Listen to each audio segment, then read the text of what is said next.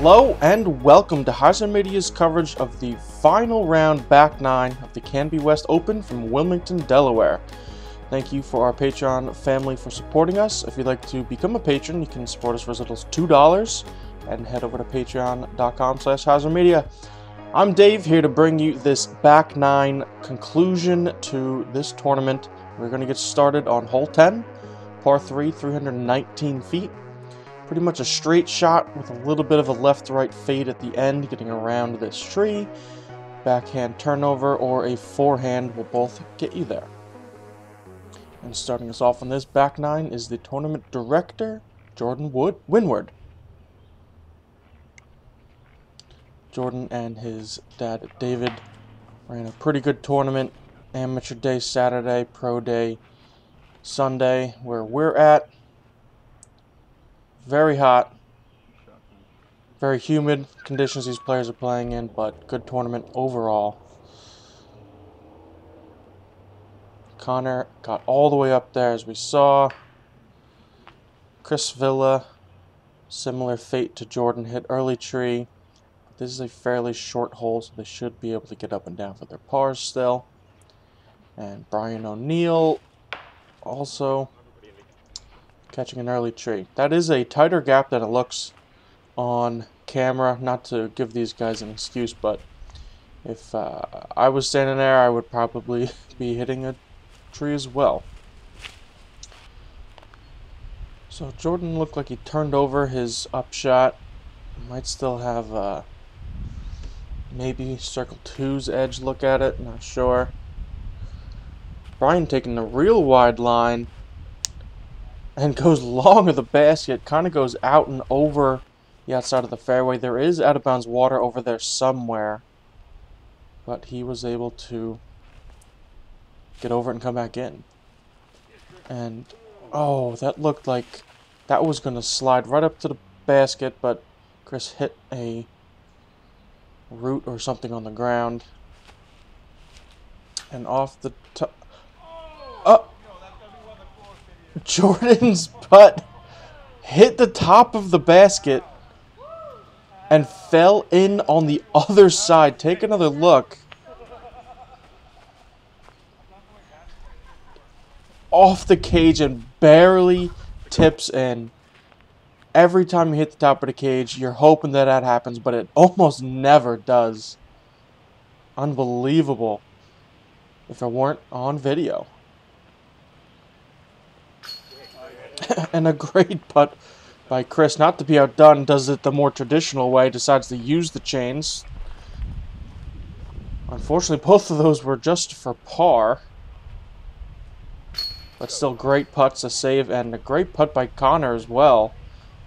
Getting the only birdie. Brian is now putting for his par. And right side chain stays in.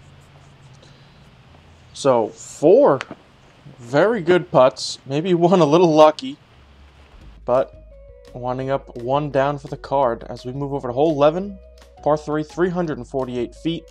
Crossing this out of bounds road usually isn't an issue unless you hit an early tree. And then picking a gap to get through here. Usually getting to around this creek bed.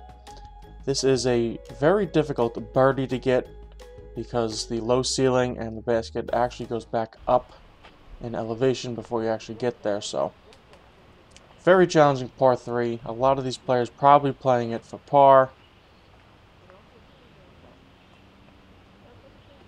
And Connor right down to that creek bed. I don't believe that it is out of bounds, playing as a casual creek today.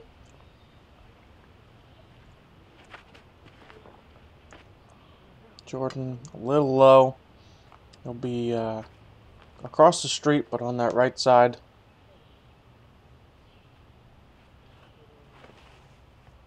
Chris needs to get off that tree.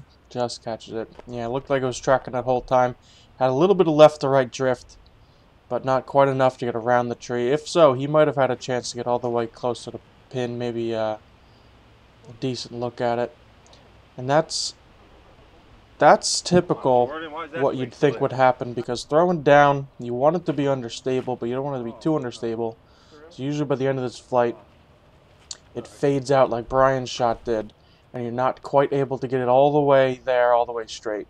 So, very difficult hole, but good design.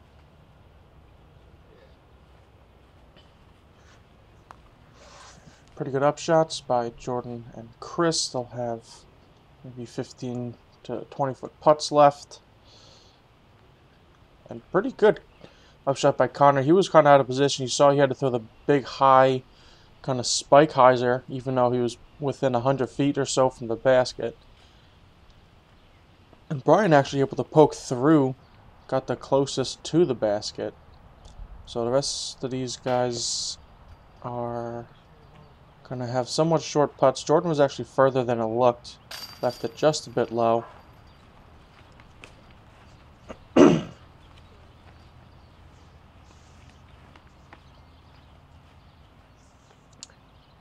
And we've been pretty much exclusively in the woods so far, but this back nine has a few more open holes. Half open, thrown into the woods, thrown from the woods, and back out into the field. And with just a few holes left in this tournament, 2 rounds in this heat, now being out in the sun for the end of the round, I'm sure the exhaustion and fatigue are going to start setting in for some of these guys. So, still pretty close. We'll have to figure out if that affects the players enough to affect the outcome of this tournament. But we'll move over to hole 12, par 4, 470 feet.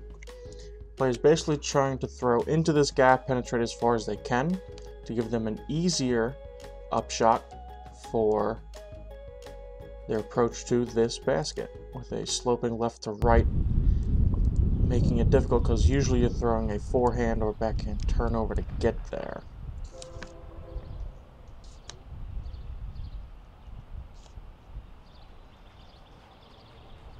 Pretty good shot by Connor, gets in there.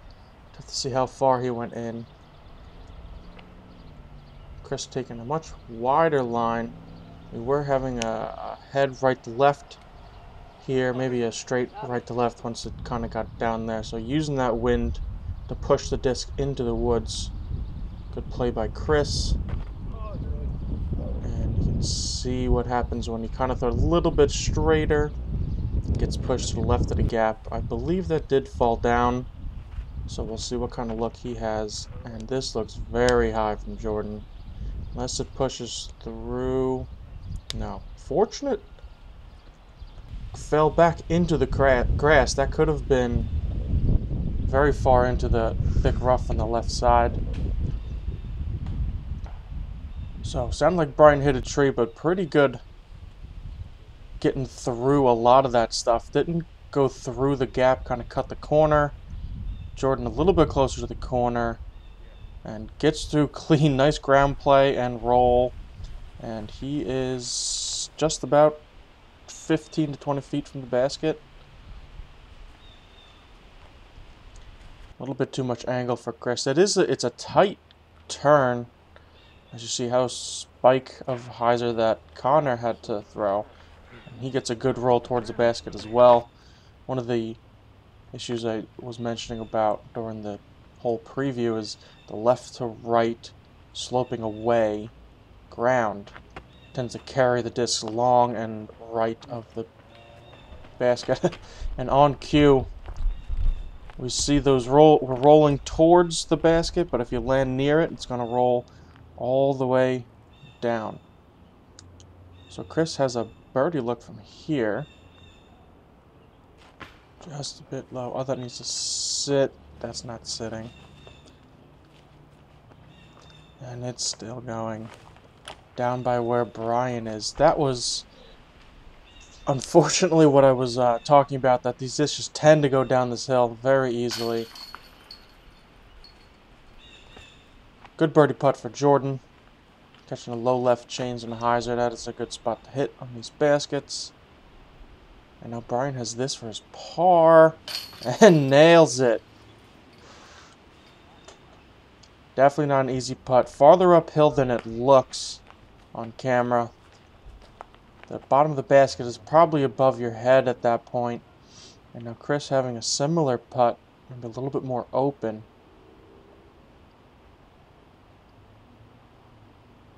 And he also nails it. So, unaffected by the rollaways. Obviously, Chris was hoping to cash that putt for the birdie. But with a few stroke lead, he is not too worried about it at this point. As we move over to hole 13, one of the most beautiful holes on this course.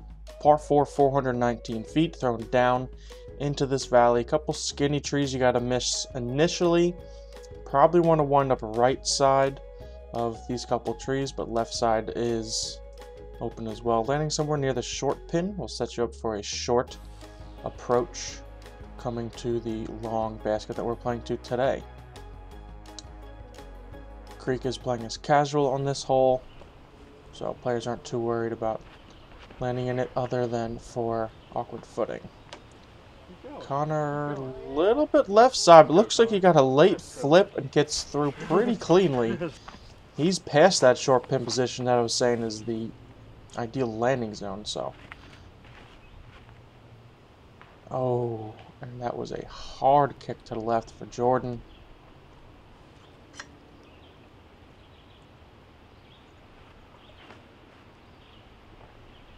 Chris throwing something pretty straight, flat, stabilizes down the hill. He might have some awkward footing, but this hole isn't very far, so a standstill should be not much of an issue to get up to the pin from there. Brian also catching an early tree, but staying closer onto the fairway than I believe Jordan did. And Brian going from one side of the fairway to the other, but making a lot of progress, so he's moving down. And if you saw the front nine, we realized that Jordan likes to hide inside of bushes to throw his approach shots, which makes it difficult for us, the camera operators, to get in there. And Jordan goes long on his third throw. We'll see how far away he actually is, see if he can save his par. Chris has this for a pretty decent eagle bid. Just a little bit low, but soft and floaty enough that he's still pretty much parked for his birdie. And this is Brian's third shot. Ooh, wanted that to keep turning right. Faded out a little bit, but he's still within the circle. So, he should be alright. And now finally up to Connor's drive. Looks like he's jump putting for eagle. Oh! It's a little short. Looked like it was on line. Now Jordan to save his par. And he nails it.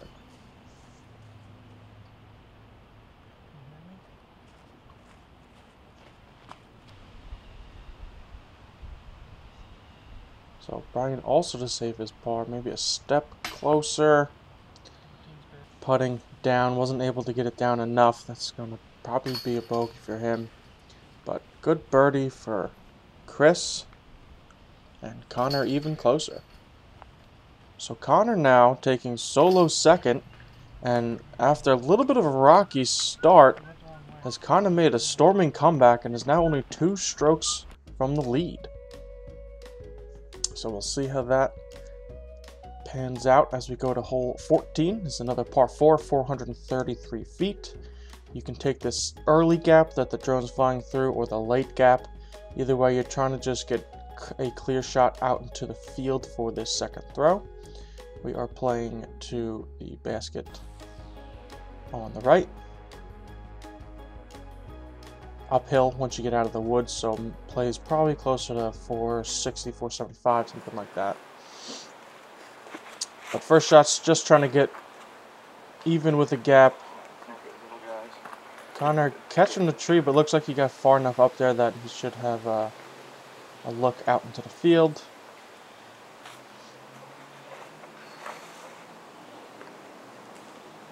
Chris with a beautiful line, clean. Looks like he landed just between these couple of trees. We'll see if that gives him any issue, but should be alright. Jordan with the forehand around the corner. A little early, but gets just through. So he'll have an open look out into the field. And Brian catches the early little plant limb sticking up. Looked like it kind of redirected his shot. And he's way into the woods. Hit a tree coming out. So this would be his third shot, and he still has 60 or 70 feet to save the par.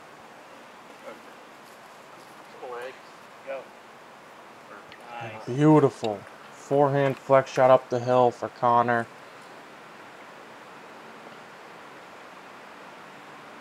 Jordan just far enough away from that edge that it shouldn't be a problem.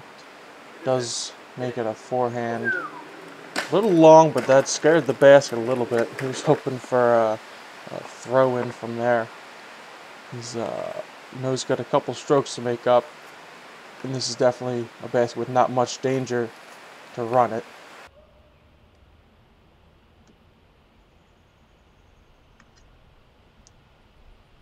And Brian, a little low. He'll likely be carding the bogey here.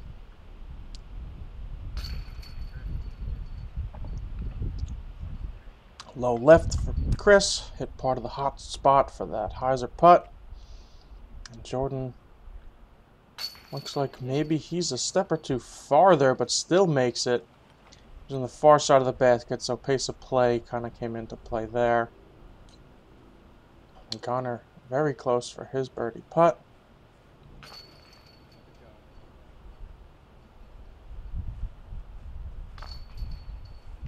So Brian with the unfortunate bogey, 3 birdies from the rest of these guys on the card. And now we're playing hole 15 from an alternate tee position up on top of that hill near the softball field, if you're familiar with this park.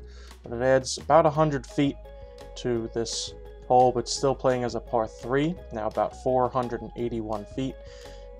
Similar to hole 11, just trying to throw into the woods, hole 12, excuse me, from the field. And this being a par 3, you do want to get pretty far in there if you want to get the birdie.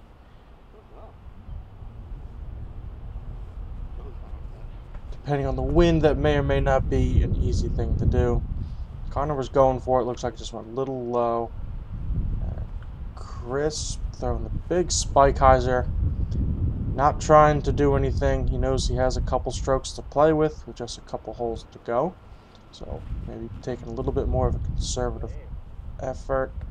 And looks like a headwind caught up Jordan's disc, threw it way to the right. We'll have to see how far in there he actually is. And Brian's been struggling the last couple holes, so we need him to get a good shot here, turn things around. And he kind of punching the left side, but it's kind of thin in there, so he might be able to punch through. Get up and down for a par. And Connor using the mound right in front of the basket perfectly to slow his disc down. Chris probably looking to do the same. And a little bit short, but should still be a fairly easy putt for him. And again, Jordan is pretty much nowhere to be seen. And Brian as well on the other side does get out. Jordan is still in the rough on the right side with a strange angle to try to get to the basket. And honestly, pretty good effort. Throwing that tight of a right-hand backhand turnover in a short distance is a tough thing to do. Brian unfortunately missing his par putt. This is Jordan for his bogey. Oh, chains out. That hit a lot of chains.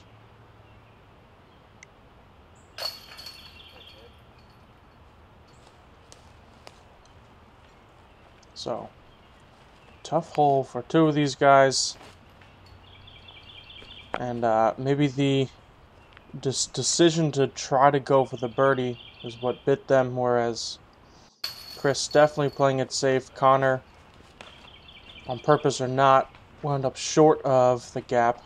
Both of them are going to become away with their pars, whereas Brian and Jordan both went a little bit more aggressive, and they're going to wind up with a bogey and a double bogey with only 3 holes to go. So hole 16 is also playing a bit longer than it does normally. We see on this drone footage where the pin usually is, but it'll be flying to about the location where the pin will be playing for today's tournament.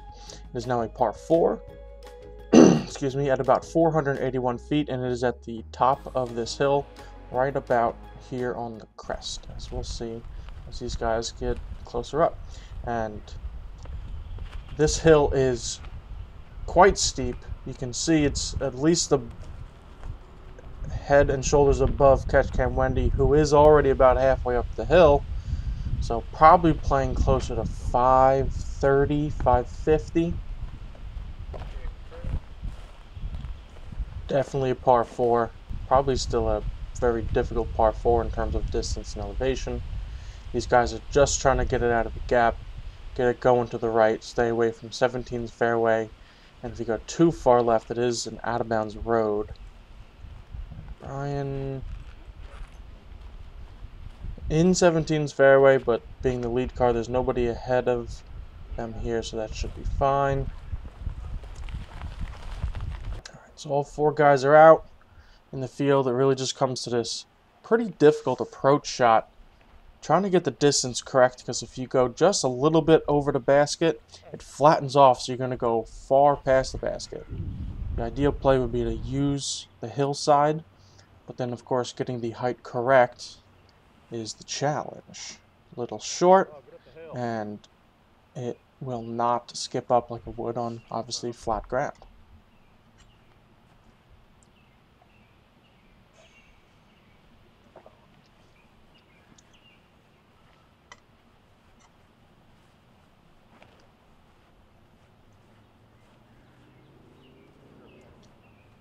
So, as we saw on the last hole, wind looking like it's affecting these players, but good putt by Connor. Looked like everybody kind of left it short, thinking maybe the wind was slowing them down, or it could just be that it's such a steep elevation, it's really hard to commit to that height and the power required to then get the distance. Good putt for Jordan as well, getting one of those strokes back. Oh, and Chris barely missing that. Hit actually the top of the rim of the cage, but then kind of skated along it. Oh, that needs to sit. Sit down. Alright. That's honestly a good sit. This, as I've been saying, this whole hole is a very steep, very long hill. And great comeback for Brian. Longer, obviously, than his last putt. Probably longest of the group.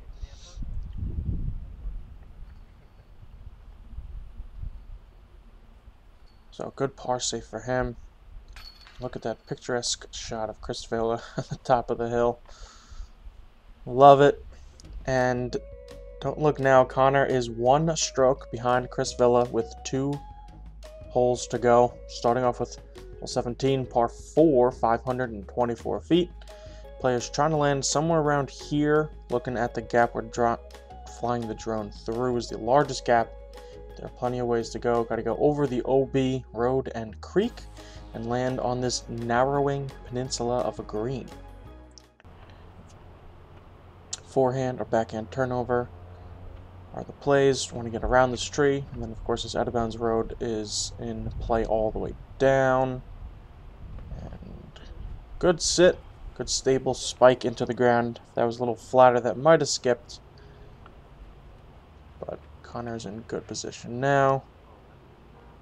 Jordan with a huge throw. Oh, out of bounds, but he hit the guardrail, almost clearing the road and the creek on his first throw. Being downhill, it is certainly reachable, but has to have crazy precision to get through there and land on the very narrow safe zone on the other side. But he is so far up there, he'll probably have a jump putt to get up and down for his par still. So Brian playing it perfectly, lands short of the tree line, right in line with that gap. A little flat putter shot, and he should have a 15 to 20 footer for his birdie. Connor catching a tree on the far side of the creek, but short side of the road that is also inbounds. Oh, and Chris Villa almost ringing up the eagle. But he is parked for birdie. Oh! And Jordan does it again. From way away from the basket, the forehand.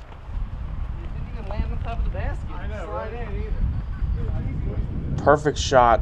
Out of bounds and still got the birdie. That's certainly an uncommon play. So now Connor has this for his birdie, knowing that Chris is parked under it. He really needs this. And he didn't quite get it too close. He's still gonna have a little bit of a tester putt.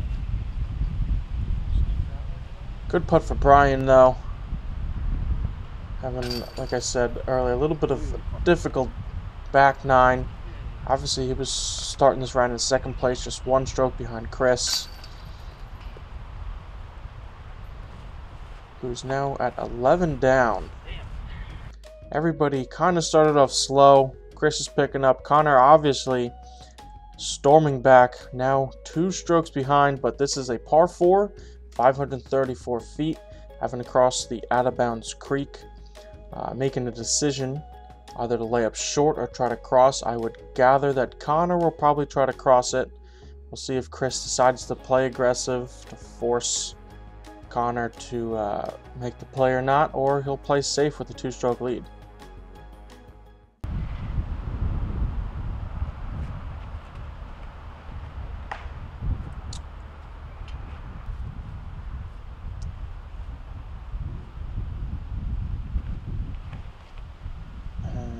Looks like Chris is trying to cross and just barely does.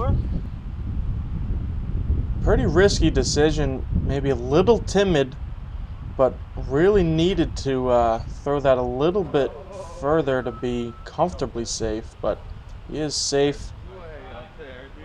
And Brian takes a very narrow gap to the left, but gets way across the creek and way to the left, which actually isn't too bad because this does curve to the left, so it's kind of a little bit closer to the basket that way. And Connor is way up there, and where Chris is, he essentially needs to throw it in to put pressure on Chris, or at the very least birdie it and hope that Chris makes a mistake. There are still a lot of trees. Chris being up first will really give Connor his decision. Oh, and Chris catches a tree. He's across the ditch or maybe in it.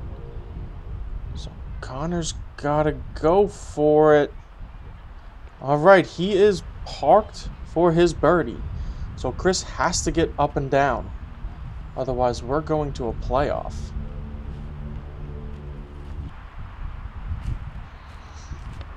Oh, that rolled back down. We'll have to see exactly where Chris wound up. He has to make this putt. And Jordan's second shot, I don't want to have that be overshadowed, was a beautiful second shot from barely off the tee, almost all the way up to the basket.